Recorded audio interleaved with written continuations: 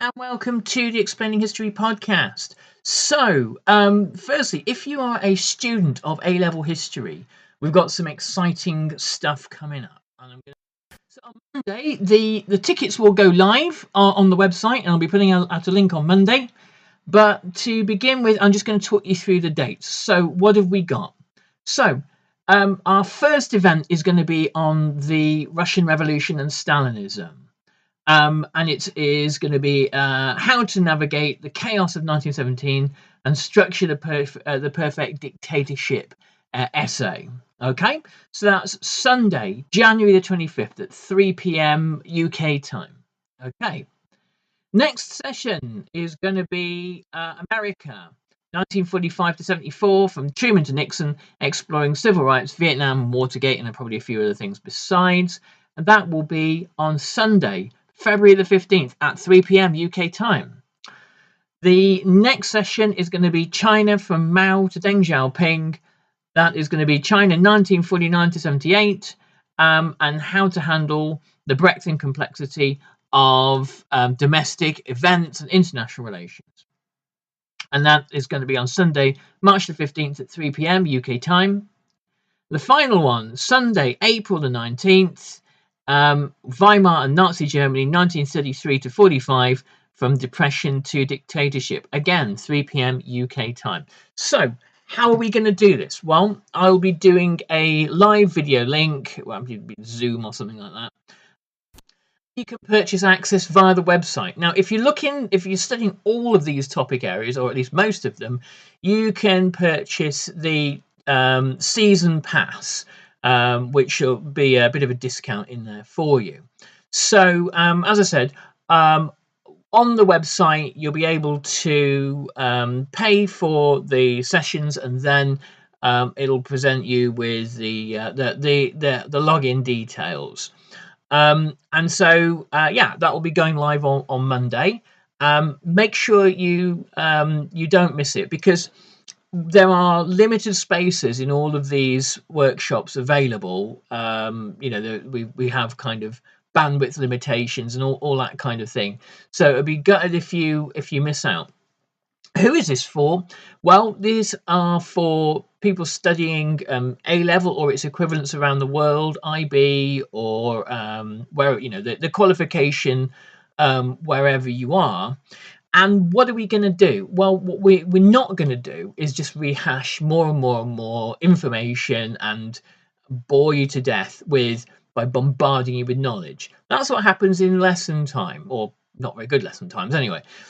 What happens when you're studying your homework is probably you look for information about dates and events and things like that, and then end up looking with this information and think, yeah, but what do I do with it? How do I turn that into answers? How do I turn that into a well-structured essay? How do I turn that into the thing that's going to get me the marks so that I can pass history and pass it really well?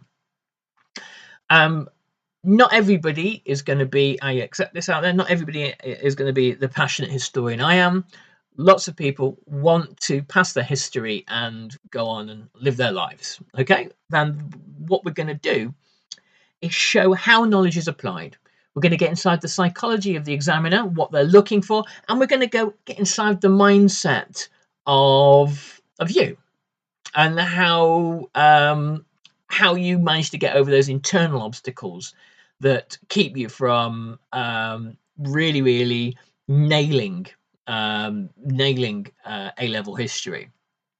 So join in. It's going to be, I'd like to think it's going to be some good fun, and it's certainly, I'm going to try to make sure it ain't dull. That's the ultimate kind of unwritten commandment, isn't it?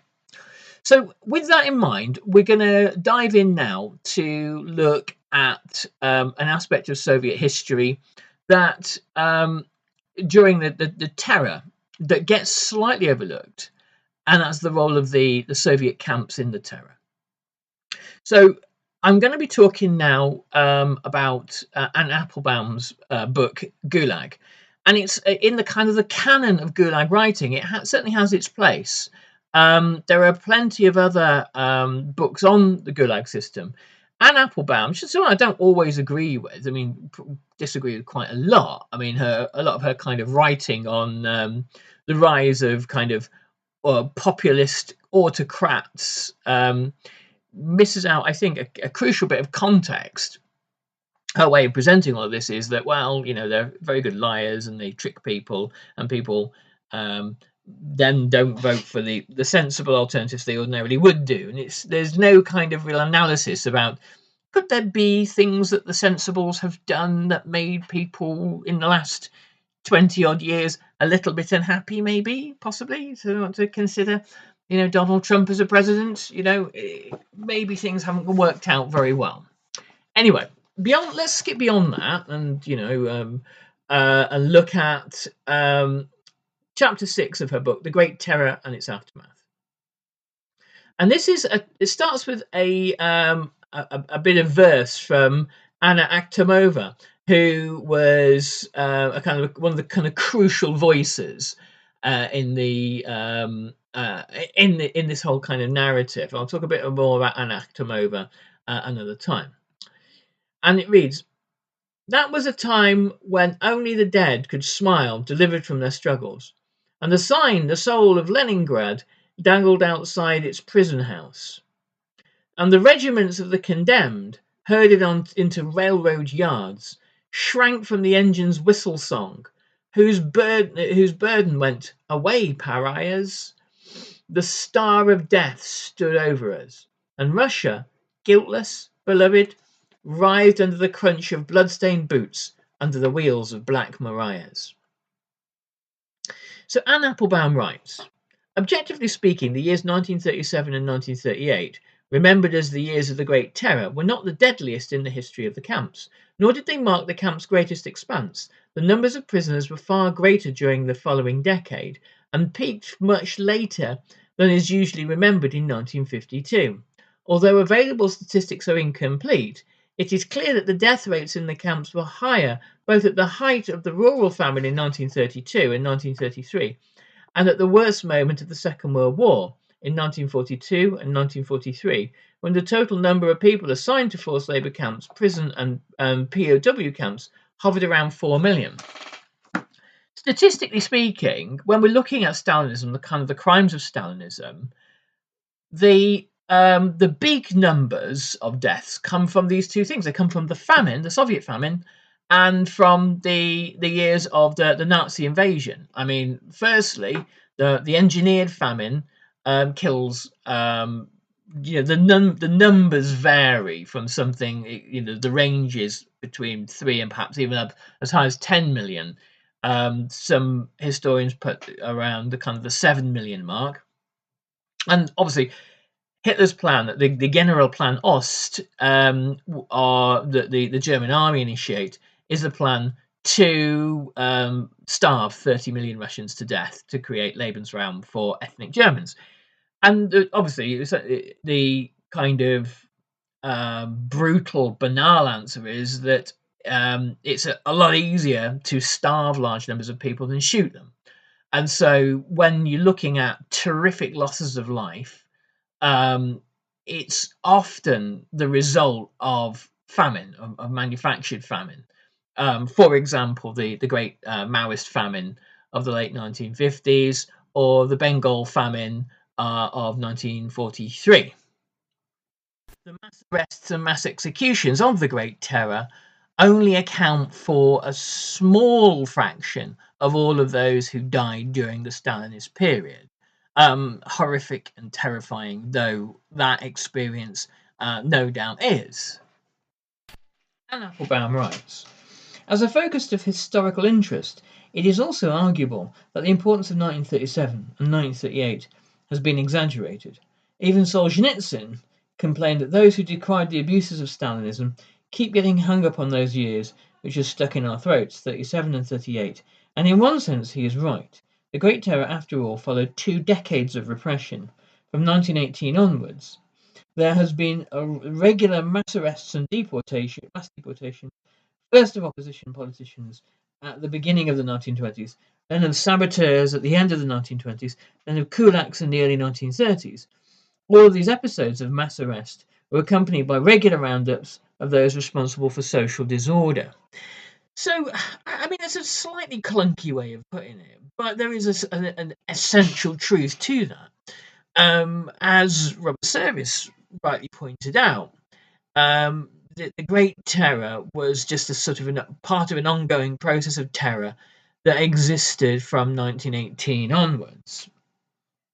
The Great Terror was also followed, in turn, by even more arrests and deportations of Poles, Ukrainians, and Balts from the territories invaded in 1939, of Red Army traitors taken captive by the enemy, traitors in inverted commas, of ordinary people who found themselves on the wrong side of the front line after the Nazi invasion of 1941. Later in 1948, there would be rearrests of former camp inmates, and later still, just before Stalin's death, mass arrests of Jews. Although the victims of 1937 and 1938 were perhaps better known, and although nothing as spectacular as the public show trials of those years was ever repeated, the arrests of the Great Terror are therefore best described not as the zenith of repression, but rather as one of the more unusual waves of repression that washed over the country during Stalin's reign. It affected more of the old elite, of the elite, old Bolsheviks, leading members of the army and the party, encompassed in general a wider variety of people, and resulted in an unusually high number of executions. In the history of the Gulag, however, 1937 does mark a genuine watershed, for it was this year that the Soviet camps temporarily transformed themselves from indifferently managed prisons in which the people died by accident into genuinely deadly camps where prisoners were deliberately worked to death or actually murdered in far larger numbers than they had been in the past. Although the transformation was far from consistent, and although the deliberate deadliness of the camps did ease again by 1939, death rates would subsequently rise and fall with the tides of war and ideology up until Stalin's death in 1953. The Great Terror left its mark on the mentality of the camp guards and prisoners alike. Like the rest of the country, the Gulag's inhabitants would only have seen the early warning signs of the terror to come. Following the still mysterious murder of the popular Leningrad party boss, Sergei Kirov, in December 1934, Stalin pushed through a series of decrees giving the NKVD far greater powers to arrest, try, and execute enemies of the people. Within weeks, two leading Bolsheviks, Kamenev and Zinoviev, both past opponents of Stalin, had already fallen victim to the decrees and were arrested along with thousands of their supporters and alleged supporters, many from Leningrad. Mass expulsions of the Communist Party followed, although they were not, to start with, much broader than the expulsions that had taken place earlier in the decade. Slowly the purge became bloodier. Throughout the spring and the summer of 1936, Stalin's interrogators worked on Kamenev and Zinoviev, along with a group of Leon Trotsky's former admirers, preparing them to confess at a large public show trial, which duly took place in August. All were executed afterwards, along with many of their relatives. Other trials of leading Bolsheviks, among them the charismatic Nikolai Bukharin, followed in due course. Their families suffered too. The mania for arrests and executions spread down the party hierarchy and throughout society. It was pushed from the top by Stalin, who used it to eliminate his enemies and create a class of loyal leaders, terrorize the Soviet population, and fill his concentration camps. Starting in 1937, he signed orders which were sent to the regional NKVD bosses, listing quotas of people to be arrested. No cause was given, in particular regions. Some were to be sentenced to the first category of punishment, death, and others were to be given the second category, confinement in concentration camps for a term ranging from 8 to 10 years. The most vicious among the latter were to be placed in special political prisons, presumably in order to keep them from contaminating other camp inmates. Some scholars speculate that the NKVD has assigned quotas to different parts of the country according to its perception of which regions had the greatest concentration of enemies. On the other hand, they may also have had no significance at all. Quotas were definitely the means by which mass repression functioned, and Stalin was keen to know why certain quotas hadn't been reached or actually improved upon. And the actual purge that comes in the NKVD is part of Stalin's suspicion that the NKVD isn't really doing enough, and there must be a reason for that. And the reason must be that there is disloyalty, and that the NKVD is part of the reason why class enemies keep getting away, and that there is some sort of lack of diligence. And this is the kind of the politics of utterly paranoid thinking. But as Sheila Fitzpatrick pointed out, this was part and parcel of a kind of a mindset that was in the product of the revolution and the product of the Civil War, and said that there are enemies everywhere. When things go wrong, when there are breakdowns in factories, when hydroelectric dams fail and trains derail, and all the kind of stuff that happens when you try to industrialize at breakneck speed, there are accidents, there are failures, there are setbacks, and there is widespread kind of technical incompetence amongst the party bosses that are trying to that have the job of hammering through these projects. It can only be explained through treachery. And the argument that the Bolsheviks had was that, well, we seized power, but we never transformed society sufficiently. We killed many class enemies during the Civil War, but many hid as well. Many went to ground. And amongst the Kulak class, you have people who are capitalists. I mean, of course, as I've always said before, this is a gross oversimplification. But they are on the outside they pretend to be good Soviet citizens, but on the inside they are not at all.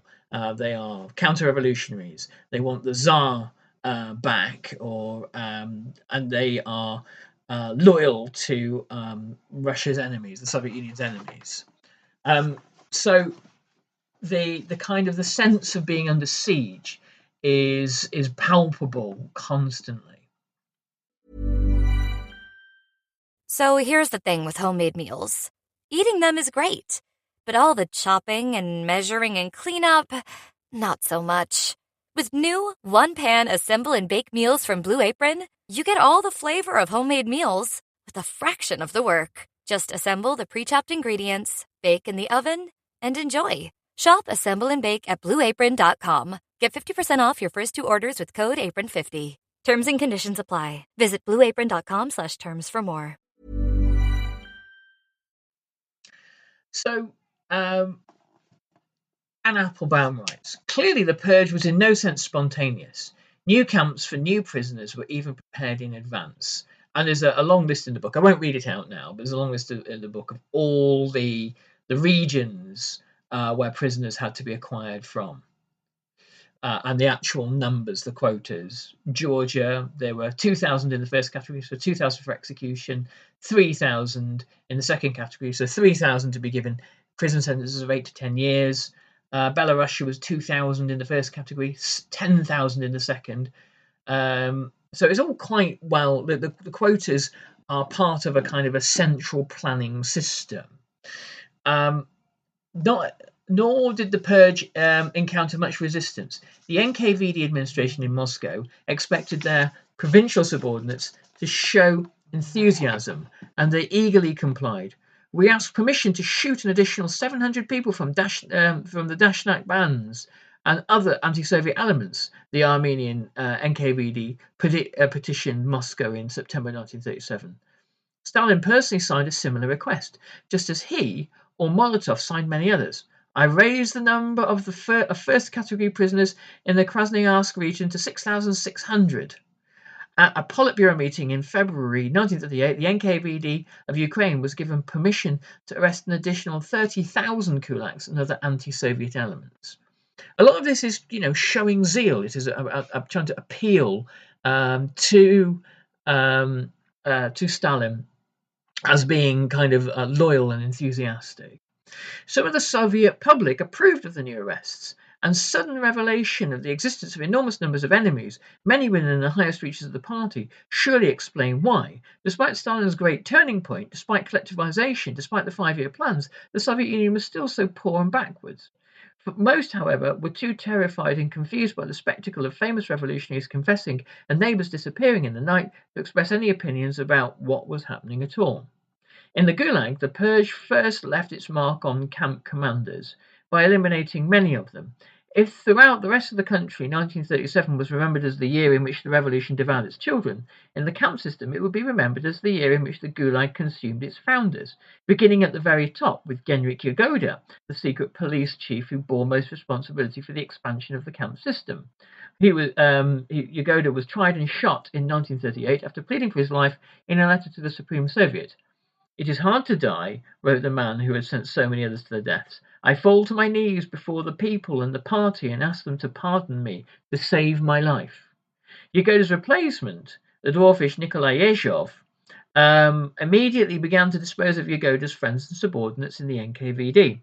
He attacked Yagoda's family as he would attack the families of others, arresting his wife, parents, sisters, nephews, and nieces. One of the latter recalled the reaction of her grandmother, Yagoda's mother, on the day she and the entire family were sent into exile. "If only Gaina, Yagoda, could see what they're doing to us," somebody quietly said. Suddenly grandmother, who never raised her voice, turned towards the empty apartment and cried loudly, "May he be damned!" She crossed the threshold and the door slammed shut. The sound reverberated into the stairwell like the echo of this maternal curse. Many of the camp bosses and administrators, groomed and promoted by Yagoda, shared his fate. Along with hundreds of thousands of other Soviet citizens, they were alleged to be implicated in vast conspiracies, alleged to be interrogated in complex cases which could involve hundreds of people. One of the most prominent of these cases was organised around Matvei Berman, boss of the Gulag from 1932 to 37. His years of service to the party, he had joined in 1917, did him no good. In December 1938, the NKVD accused Berman of having headed a right Trotskyist terrorist and sabotage organisation that had created privileged conditions for prisoners in the camps, had deliberately weakened the military and political preparedness of the camp guards, hence the large number of escapes, and had sabotaged the Gulag's construction projects, hence their slow progress. Berman did not fall alone. All across the Soviet Union, Gulag camp commanders and top administrators were found to belong to the same right Trotskyist organisation and sentenced in one fell swoop. The records of their cases have a surreal quality. It is as if all the previous year's frustrations, the norms not met, the roads badly built, the prisoner-built factories which barely functioned, had come to some kind of insane climax. Alexander Israelev, for example, deputy boss of Ukhtpeklag, received a sentence for hindering the growth of coal mining. Alexander Polisnov, a colonel who worked in the Gulag's division of armed guards, was accused of having created impossible conditions for them. Mikhail Goskin, head of the Gulag's railway building section, was described as having created unreal plans for the Volokova-Komsolets railway line. Isaac Ginsberg, head of the Gulag's medical division, was held responsible for the high death rates amongst prisoners and accused of having created special conditions for other counter-revolutionary prisoners, enabling them to be released on early on account of illness. Most of these men were condemned to death, although several had their sentences commuted to prison or camp, and a handful even survived to be rehabilitated in 1955. A striking number of the Gulag's very earliest administrators met the same fate. Fyodor Eichmann's former boss of Slon, which is one of the camp networks, later head of the OGPU's special department, was shot in 1938. The Tsar Kogan, the Gulag's second boss, was shot in 1939. Berman's successor as Gulag chief, Israel Plina, lasted only a year in the job and was also shot in 1939. Maybe you like cooking. Maybe you don't. Either way, the new Blue Apron is for you. Because along with our classic meal kits, we're offering new pre-made and one-pan meals to help you get dinner on the table fast. And now there's no subscription needed, so you can just order and enjoy. Do delicious food your way. Shop 100+ meals at BlueApron.com. Get 50% off your first 2 orders with code APRON50. Terms and conditions apply. Visit BlueApron.com/terms for more. There's nothing like being in the stands cheering on your favorite team. Game Time is your hack to unlocking amazing tickets in just a few taps. Plus, their Game Time guarantee means you can trust you'll get 100% authentic tickets at the best price. Fees are always included, so what you see is what you pay. Get the best deals on sports tickets. Download the Game Time app and create an account to start searching for tickets to upcoming games and events. Swipe, tap, ticket, go. Game Time. It was as if the system needed an explanation for why it worked so badly, as if it needed people to blame. Or perhaps the system is a misleading expression. Perhaps it was Stalin himself who needed to explain why his beautiful planned slave labour projects progressed so slowly and with such mixed results. I think that part of the reason for the radicalisation of the terror, the explosion of the terror, was in the heart of it was kind of clientelism within Soviet networks. People you know. So somebody is arrested, and it turns out that 24 people they hired are friends, relatives, people they got jobs for, people that they have people that have a kind of a network around, or people who are part of a network around them. And this all feels very suspicious, very sus. It feels like a power base. It feels like to Stalin and his kind of goons, it feels like there are people establishing themselves as potential rivals, and it was nothing to do with that, really. It is about how you survive within the Soviet system.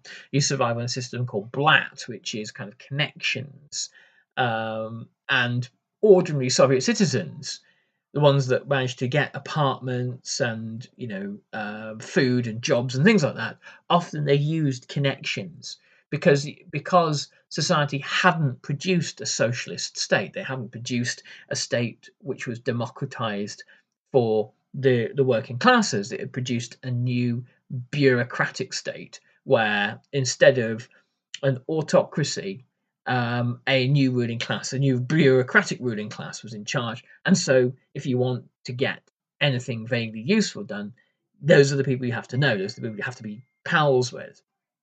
You have to associate with. Okay, so I'm going to leave you there. I hope that was useful today if you're studying this. And remember, I'll be doing a special announcement on Monday, but get in there as soon as you can do, because the tickets will go, and I want to avoid disappointment. So please don't miss it on Monday. And I'll be putting a special announcement with links through to the relevant part of the website where you can get your ticket. Anyway, looking forward to seeing you guys when we do the first live event, and take good care. I'll catch you on the next Explaining History podcast. Bye-bye.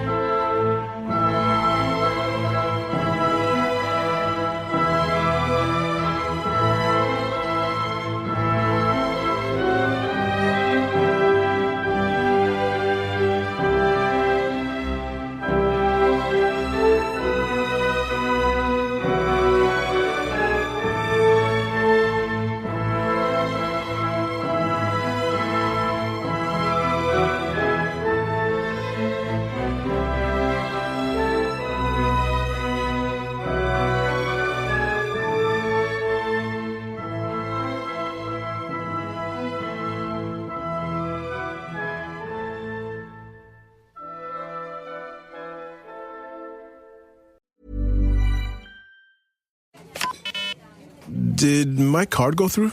Oh no. Your small business depends on its internet, so switch to Verizon Business. And you could get LTE business internet starting at $39 a month when paired with select business mobile plans. That's unlimited data for unlimited business. There we go. Get the internet you need at the price you want. Verizon Business. Starting price for LTE business internet, 25 megabits per second, unlimited data plan with select Verizon Business smartphone plan savings. Terms apply. Thank you for listening to this episode of Explaining History. This podcast is an independent production, and it's listener support that keeps these conversations going week after week. If you find value in the show and want to help cover the costs of research and production, please consider making a contribution. You can join our community on Patreon or make a one-off donation. Just follow the links in the show notes for this episode. Every bit of support is truly appreciated.